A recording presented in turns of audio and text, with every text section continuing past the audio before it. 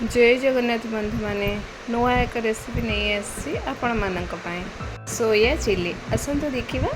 तो मैं ये मो सोया को पूर्वर भिजाई रखी गरम पानी कुचिपुड़ी पानी अंश काढ़ीदेला मुझे कॉर्नफ्लावर तो सहित अदा रसुण पेस्ट हलदी स्वाद अनुसार लंका गुंड जीरा गुंड स्वाद अनुसार लुण गोलाई नेला गरम तेल में छंकी नेली देखते कलर मत बहुत भल आसी।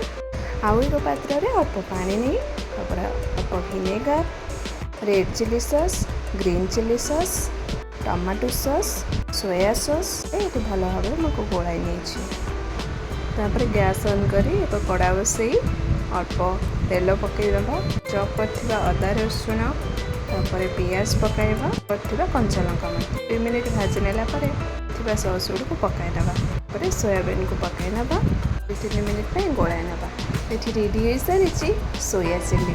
वीडियो भल लगी गोटे सब्सक्राइब लाइक निश्चित करूँ। रही नमस्कार पुणी देखा भिडियो सहित।